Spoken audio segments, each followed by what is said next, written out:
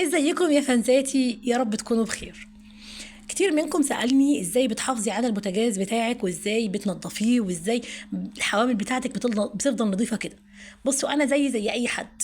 البوتاجاز بتاعي بيتوسخ عادي، بس انا ما بحبش اظهره لكم هو متوسخ. انا دايما احب اظهره هو نظيف. ودايما انا عندي يقين كده من جوايا ان البوتاجاز لما يكون نظيف والمطبخ يكون نظيف. انا تحب تطبخي الطبخه والله. غير كده انا ما بحبش ادخل المطبخ. لازم قبل ما اصور او اي حاجه او قبل ما ادخل لازم المواعين تتغسل، لازم البوتاجاز يتمسح، لازم يتنضف كده. فده مديني دفعه ان انا دايما عايزه البوتاجاز نظيف عشان اقدر اطبخ والطبخه تطلع حلوه. واكيد كتير منكم كده، يعني مش انا بس، يعني مش هي طفره عندي يعني. البوتاجاز قدامكم زي ما هو انا فضلت 3 4 ايام ما عملتش في اي حاجه عشان يبان ان هو متوسخ، وان انا زي اي حد بوتاجاز معرض ان هو يتوسخ يعني. بس باستمرار ايدي فيه، انا ما بسيبوش بصراحه. يعني يا يوميا يا كل يوم قصدي يا كل يومين يا كل 3 ايام.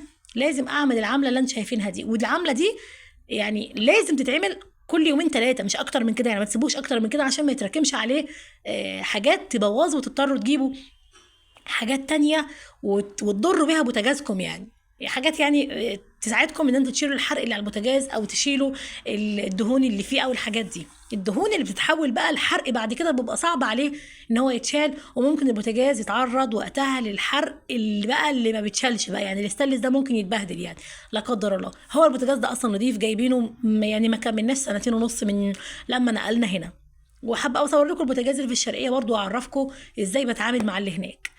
طيب انا في الاول بجيب القماشه كده مغسوله بميه سخنه وعليها شويه صابون صغيرين، وبنضف بمسح بيها الحوامل كلها. بصوا انا جبت الحوامل من فوق كلها اهوت، ما خليتش حته ما اتعملتش، لان الحته لو اتثابت هتعمل حرق، والزيوت بقى على زيت على حاجات تانية بقى هيقوم يعمل حرق، واضطر بقى ان انا اتعب في غسيله. فانا اول باول بغسله علشان خاطر انا ما اتعبش في غسيله. كده بقى رفعت الحوامل كلها على بعض اهوت، وهمسك برضو القماشه وامسح من الجوانب دي برضو معرض ان هي ينزل عليها ميه، ينزل عليها لبن، ينزل عليها زيت، ينزل عليها اي حاجه فبتبقى يعني. فبحاول امسحها كلها اهوت اهو بطريقه سهله وبطريقه بسيطه. وهبقى اقول لكم برضو طريقه لتنظيف الحوامل اللي خلاص بالفعل تركم عليها الدهون وتركم عليها الحرق والحاجات دي كلها. هبقى اجيبها لكم في فيديو لوحده، هتتفاجئوا بصراحه باللي انا هقول لكم عليه. مش هستخدم اي حاجه خالص وهتنضف، وهعرفكم ازاي بنضفهم. شلت كل الحوامل اهو، لما نضفتها شلتها ركنتها على جنب اهوت. بس الحاجات دي لازم تتعمل يا جماعه يعني يومين 3، مش اكتر من كده يعني. ما تسيبوش البوتاجاز اكتر من كده عشان مش تضطروا تستخدموا حاجات تانية وتبوظوا بوتاجازكم لا قدر الله. الورق الالومنيوم اللي انا كنت حاطاه ده، انا حطيته عشان ارحم نفسي ان انا ما شيلش الازاز ده من على البوتاجاز واروح اغسله على الحوض بميه سخنه.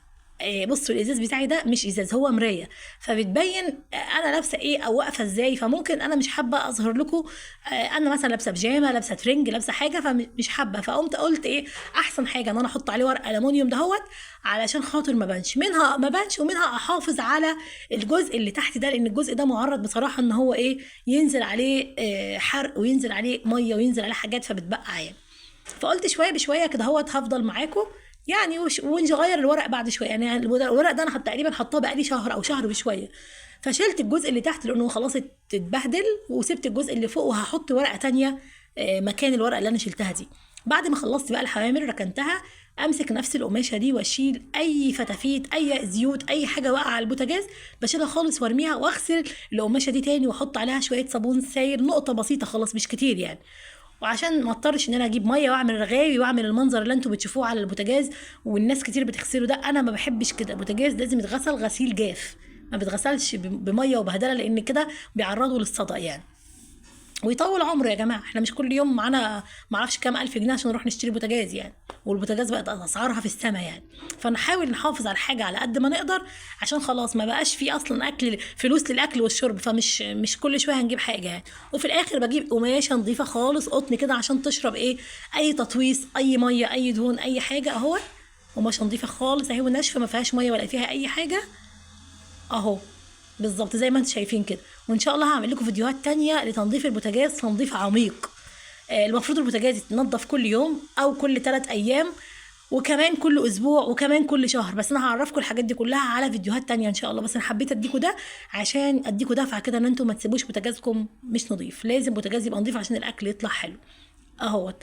مسحتها على قد ما اقدر اهوت ونشفته. ودلوقتي هجيب الحوامل احطها عليه ويبقى زي الفل، تقدروا تطبخوا بقى عليه وانتوا نفسكم مفتوحة والاكل يطلع جميل. صدقوني لو نضفتوا البوتاجاز حلو والبوتاجاز قدامكم نظيف والحوض مفيهوش مواعين، هتطبخوا وانتوا مرتاحين مش شايلين طاجن ستكم يعني. وبس، وادي الحوامل اللي اتحطت عليه اهو، وبس بقى زي الفل. اتفضلوا بقى اطبخوا زي ما انتوا عايزين. باي باي، نضفوا بوتاجازكم يا جماعة، باي باي.